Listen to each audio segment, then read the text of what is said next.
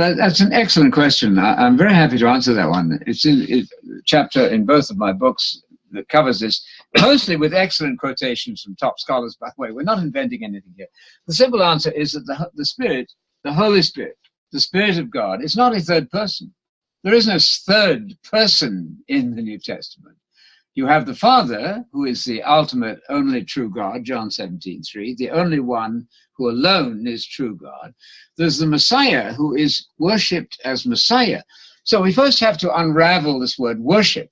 It's totally misleading to say that because somebody is worshipped, that means that they are God. You can look up, you have to do some work on this, look up the Hebrew word shacha, the Greek proskuneo, to worship. It means to do homage to people at different levels. You will not be able to decide on the identity of somebody by saying, well, what activity is directed in his direction? In other words, you cannot say, because somebody walks on water, they must be God. Well, Peter walked on water, didn't he, for a short time? He wasn't God.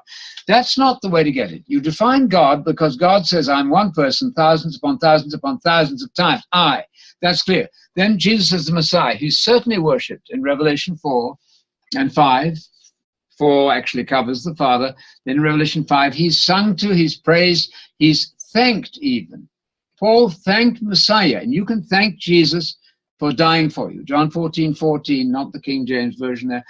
If you ask me, Jesus said, if you ask me anything in my name, as authorized by me, if you ask properly, I will do it. So Jesus is involved in the prayer chain there. Yes, I see that prayer is offered to the Father mostly. Now back to your question.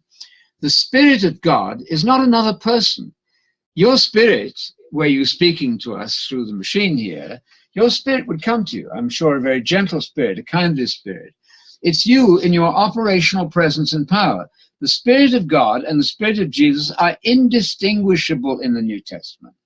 A place in Acts, it says the Spirit of Jesus prevented them from going to a certain geographical region. In other words, God sends an angel or something who operated in their minds to tell them not to do that. So there's no third person. Now, having said that, we should say the Spirit is very personal. It's not a cold electric power that you get by putting yourself into a socket in the wall. It's very personal, but it's not a third person. Let me show you why. Because nobody ever prayed to the Spirit in the New Testament. Nobody ever worshipped the Spirit. Nobody sang to the Spirit. So the Spirit, as most of the top dictionaries, by the way, the best literature from the top scholars will agree with me totally here. The Spirit is the operational presence and power of either God or Jesus, doesn't matter. It's them in their operational presence. Final point would be 1 John 2:1, where you find that the Parakletos, the Comforter, is actually Jesus. So here's how it goes. In John, Jesus said, I'm going away. I'm not going to leave you as orphans. I'm leaving you. But you're not going to be orphans because I'm also coming to you. And he then comes as the Parakletos, as the Spirit. It's Jesus in operational action and activity, not a third person, never worshipped as Spirit, but Jesus can be worshipped. Father is worshipped. But you don't worship the Spirit. The Spirit, incidentally, never sent any greetings. Final point, then, would be that even at late in the 300s, 385, some of the church fathers are saying, we're not sure what the Spirit is. So it's absolute nonsense to say there was a triune God from the 2nd century onwards. This is not true. The Spirit is God in his presence, operating in a variety of different ways to strengthen, encourage, and bless those who are seeking God in truth. Just a point about that passage in John 4.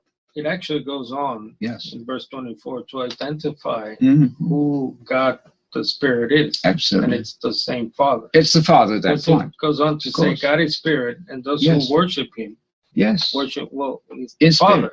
Of course. The Father is the Spirit. God is Spirit, not the King James, God is a Spirit. No. God is spiritual. You must contact God at the level of Spirit. Those who worship him must learn the Spirit of the truth. By the way, the Spirit of the truth, one of John's absolute favorite expressions, is a spirit that's learned by understanding the words of the Scriptures, the Spirit of truth. On that wavelength, you can make contact with God. So learn the truth and worship the one God of Abraham and Isaac and Jacob in spirit. That'll work well.